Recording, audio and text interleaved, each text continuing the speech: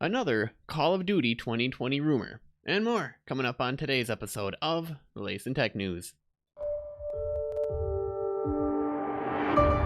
Hey Gadgeteer, you're just in time for the latest episode of the world's only 3-in-1 show on tech, gadgets, and gaming news. That's right, this is the latest in tech news. My name is Taylor Merrick, and if you're new here, hit that follow button right now so that you don't miss out on the next episode. We do this daily around here, and it's also a live show back on Mixer, so full details over at mixer.com/TechNewsGadget. But as always, if you're watching on YouTube, be sure to hit that like button and leave a comment. But when you get to a part of the show that you actually like, and if you're listening via podcast, hope you're having a great time doing whatever it is you're doing, because you're listening to me and you're going about your day. That's usually what I do. Usually how I'm listening to podcasts is I'm in the middle of doing something, and then I actually want to sit and listen a little bit and then do something else and then come back and then listen to the rest of it. So yeah, exciting news on the podcast front. If you head on over to podcastawards.com right now, the slate has been announced.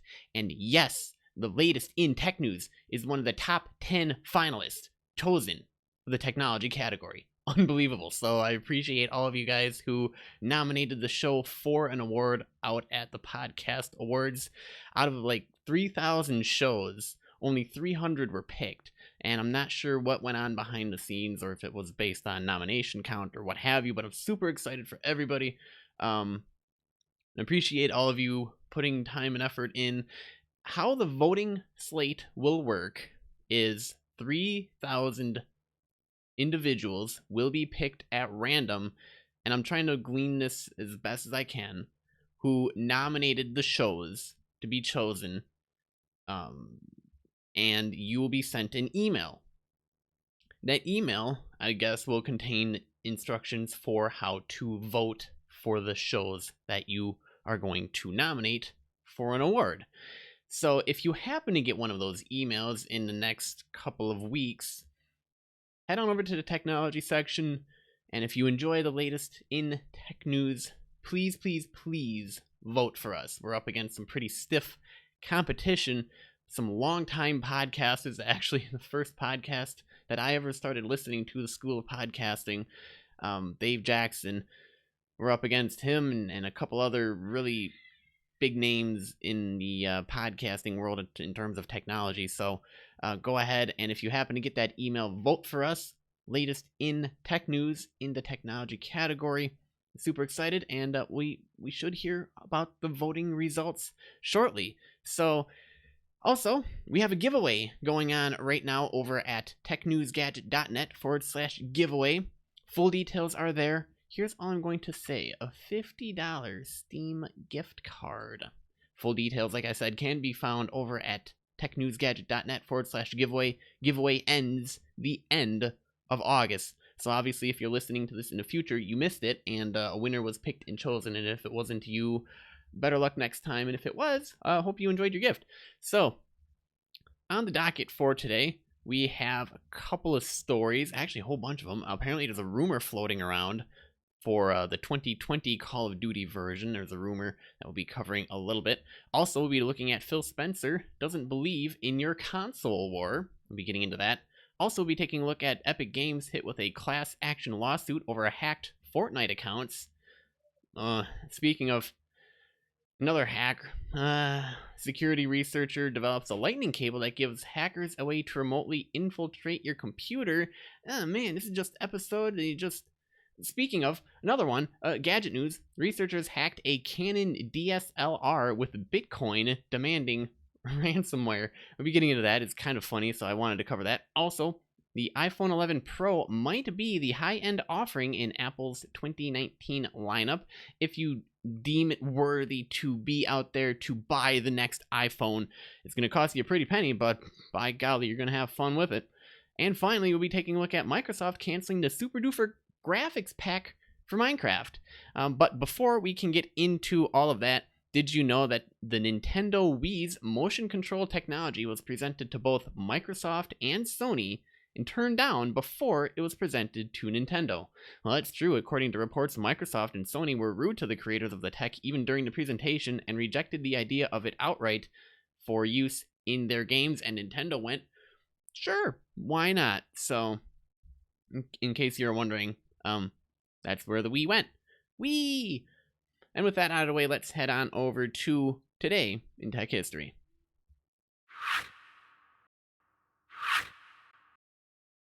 All right, today is August 12th, 2019. On this day in 1981, IBM introduces its first personal computer, the IBM PC model 5150. IBM originally intended this model to be a stopgap computer that would allow them to quickly tap into the emerging personal computer market while taking the time to develop a real PC. It was developed in under a year by a team of 12 with the goal of rapid release to market. Therefore, this team was allowed to work outside of the normal IBM development process and use whatever off-the-shelf components allowed for the quickest development. This overriding goal of developing something as quickly as possible had monumental unintended consequences for IBM and the computer industry as a whole that are still being felt to this day. For example, by compromising quality for rapidity, the design of the IBM PC forced software programmers to resort to inelegant methods of software development, so compatibility issues abounded. And Steve Jobs was actually quoted in a 1985 interview saying, "If IBM wins, my personal feeling is that we are going to enter some sort of a computer dark age for about 20 years. Now, while IBM themselves didn't win, the creation that they lost control of was the clear market winner for approximately the next 20 years. Many will argue that this time was in fact a dark age for the home computer, but no one could have predicted that on this day in 1981. Also, on this day in 1960, Echo 1, the world's first communication satellite, was launched. Technically, Echo 1 was a passive reflector as communication signals were bounced off of it rather than retransmitted as modern satellites do today.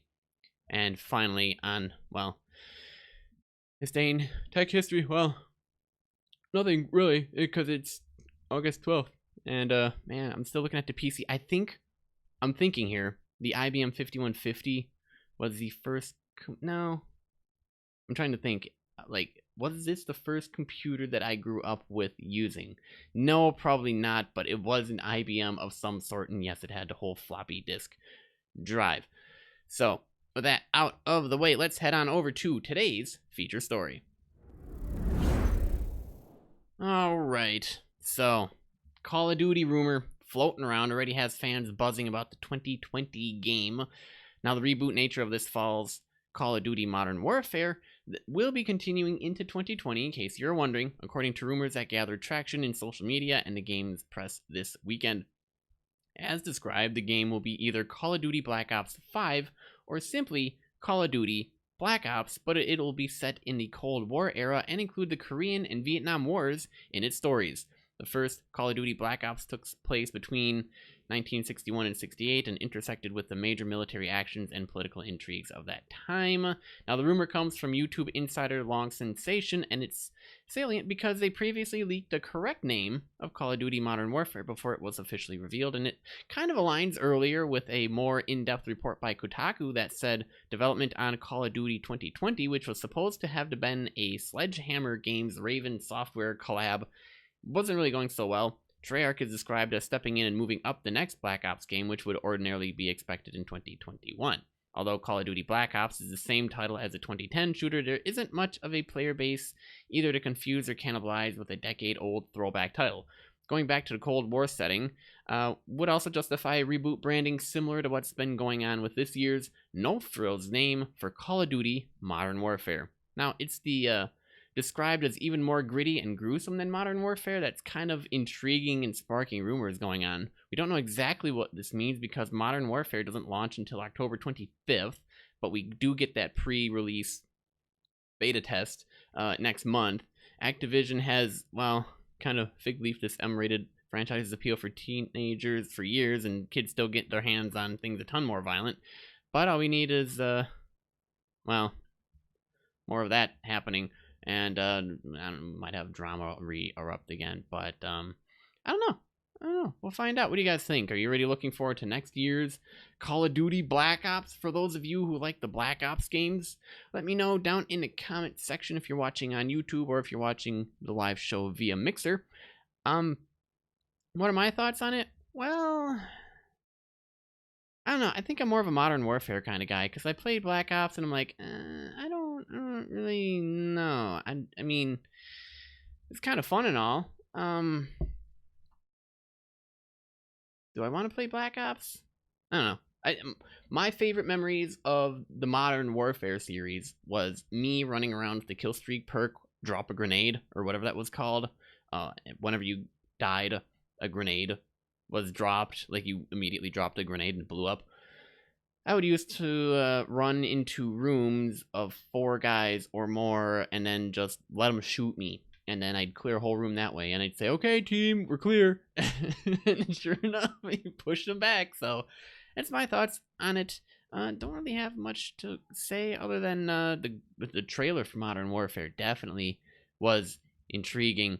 So maybe I'll go take a look at that first and then determine if I want to do Black Ops or Black Ops 5 or whatever it's going to be called in next year's release. With that, well, basically covering up the feature story, let's head on over to the next article we got. All right, well, Phil Spencer doesn't believe in your console war, and this is an interesting article. I wanted to get to it. By the way, if you're wondering, hey, where do I go to find all the articles you talked on today's show? Head on over to TechNewsGadget.net, and there you can, well, click on the show name, and all the article links will pop up for your viewing pleasure. Now, with Sony sitting out E3 2019, the common held opinion was that this would be Microsoft's show to win. But according to Xbox head Phil Spencer during an exclusive interview with GameSpot that took place after E3, really isn't interested in pitting Xbox against PlayStation at the show, nor does he think the fan-fueled rivalry between the two companies does anyone any good in general. He agrees that Sony and Microsoft compete on a technology level, but rejects the notion that there's a mean-spirited undercurrent spearheading that drive. To him, business isn't sport. It's different. If anything signposts the mutual spirit of cooperation that Spencer is talking about, it's E3. The ESA, where Spencer sits on the board of directors, is a driving force behind the event, and it regularly rallies the likes of Microsoft, Sony, and Nintendo to work together towards making opportunity as impactful as possible for all. It's a coordinated effort with far-reaching goals, and from his point of view, the absence of boosts from both Sony and big-name publishers is simply a detriment. I see it as we should all be there. He told GameSpot, we should all be showing our best. I'm not alone in sharing that. All of us who are on the ESA board kind of aspire to have an E3 where everybody feels like they can be there and show up. I'd say the same thing about EA not being there with a booth, and say the same thing about Activision. It's not specifically calling out Sony. I think we want to create an E3 where all of the gaming companies feel like it's worth their time. Gamers love coming there and celebrating their love of gaming. So what Spencer is essentially saying, to recap, is that while E3 is a major opportunity for everyone involved, it's also a jumping off point for big picture opportunities down the road. One not so small example, Minecraft. Us being a big publisher of Minecraft on these platforms, the longer that goes on successfully for both of us, whether it's been Sony, Nintendo, whatever, it lessens that friction, might not be the best word, but it lessens the, hey, are these people well-intentioned in what they're doing? Good intentions among competitors is one thing, but gaming has always struggled to portray itself as an industry with good intentions to misinformed onlookers and legislators. As gaming continues to grow in influence and profit, it's only natural that Target continues to shift with the times. Here too, Spencer thinks that joining together is the only way to ensure a future for all. As an industry, with crossplay and some of the external kind of, say, threats to the gaming business like loot box legislation, World Health Organization stuff, these things are coming together to make sure that we've got a good constructive point of view on our art form and what it means in society. And I think all that is just part of us as an industry knowing that the biggest competitor we have is actually not each other. So, article goes on to explain more, but yeah, then he set the pace for Microsoft's future when discussing the future of Xbox at E3, specifically the upcoming console known currently by its codename Scarlet. Scheduled to ship during the holiday 2020 release window, Scarlet is purported to be 4 times as powerful as the Xbox One X. According to Spencer, this power may be used in ways you didn't expect. Likewise, he's also spoken to GameSpot about the xCloud gaming service xCloud, and touched on a very different approach Phil Harrison is taking Google Stadia's service. So, obviously the article goes on for a while, but with that, any thoughts on that? Sure to let me know. My thoughts are, well, I really didn't see it as a big I kind of agree with him. I didn't really see it as a problem. I mean, I was frustrated when all these games kind of came out on all these different consoles or were exclusive to one console, and I have friends who have either all the consoles or they only have one, and I'm like, all I want to do is be able to play with my friends. That's the whole community aspect of it. Like, I want to be able to play with them on whatever platform. Who cares what platform it's on? Just I want to play with my friends. How difficult is that to do? And apparently it's really difficult. Apparently, if you can't quite understand this gaming industry. But that's all I'm going to say on that, and we'll head on over to the next story. All right, well, for those of you who didn't know, Epic Games was hit with a class action lawsuit over hacked Fortnite accounts, and kind of wanted to cover this because it's kind of slightly disturbing. Now, Epic Games is facing a class action lawsuit following a data breach which exposed personal information from millions of users' accounts. The data breach occurred back in January of this year, rather, when hackers found a flaw in Fortnite's login system, allowing them to impersonate players and purchase V-Bucks with the bank information attached to their accounts. The graphic below, made by Bleeping Computer, illustrates how hackers were getting into the players' accounts. So, number 1, the attacker sends victim a malicious link. The victim clicks the link to the login page. Epic Games make a request for an SSO token. The malicious JavaScript, the page then redirects to the attacker's malicious URL. Seems very common here. 5, malicious JavaScript resends request for token.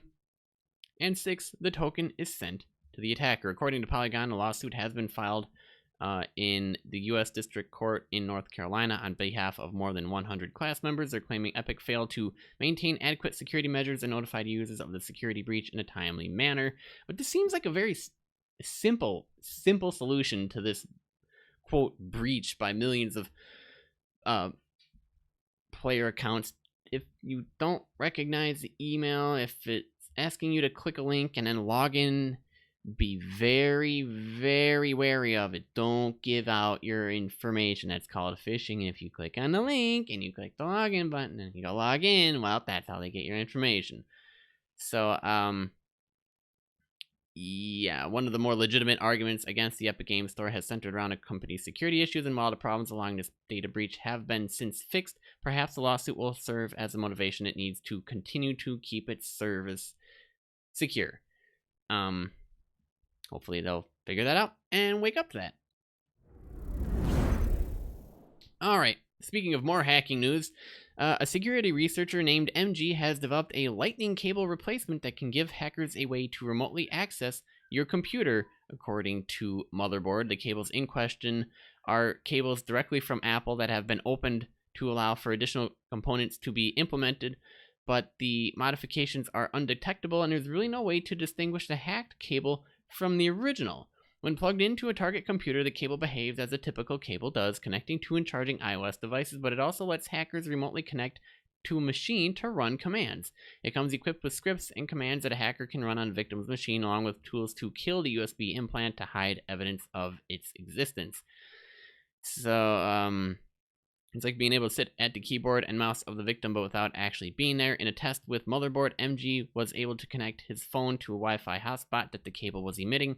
He said that he needed to be within 300 feet to access the target machine, but also said that the cable can be configured to act as a client for a nearby wireless network, potentially allowing for hacking from unlimited distances.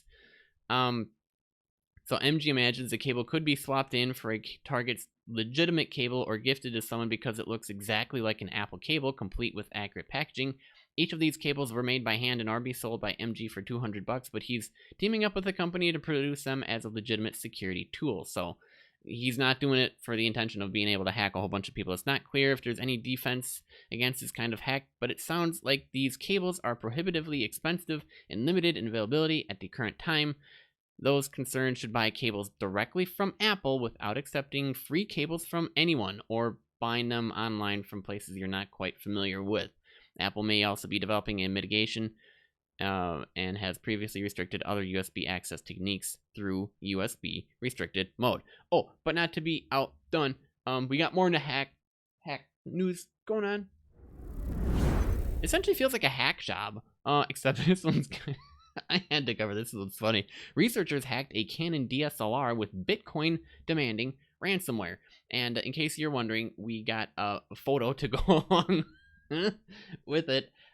Yes, if you're listening to the podcast, we do this as a live show on Mixer and a YouTube show later over at youtube.com/TechNewsGadget. We're looking at a photo right now of a DSLR that have been encrypted.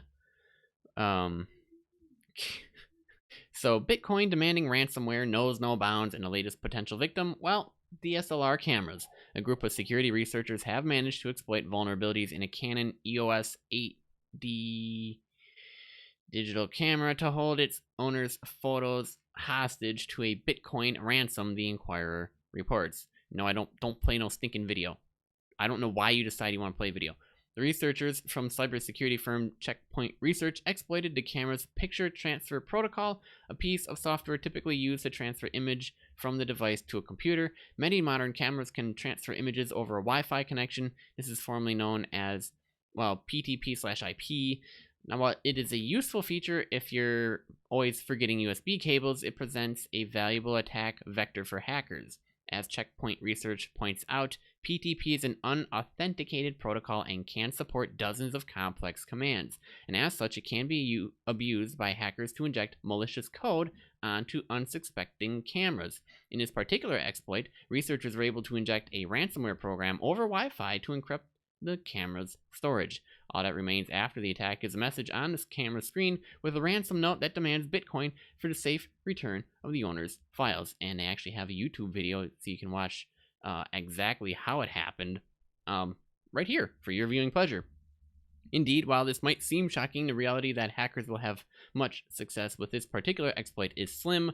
Wi-Fi-based PTP is usually a last resort for photographers compared to putting the camera's SD card directly into your computer. Transfer speeds are really slow over wireless. The researchers made Canon aware of the vulnerability earlier this week, and Canon subsequently released a patch for the firmware last week and issued a security advisory notice. It's not known if this hack would work in other cameras, but figured I'd share the story because I thought it was kind of funny.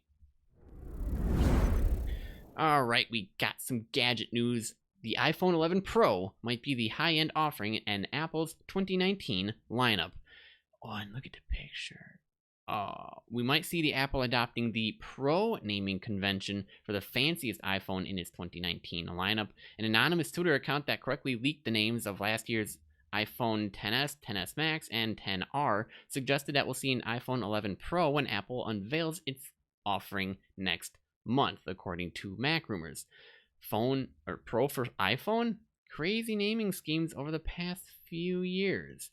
Mac Rumors noted that it also got a tip that the previously reported triple rear camera iPhone would be called the iPhone 11 Pro. The trio of new phones could be called the iPhone 11, 11 Pro, and 11R, CNET sister site ZDNet suggested.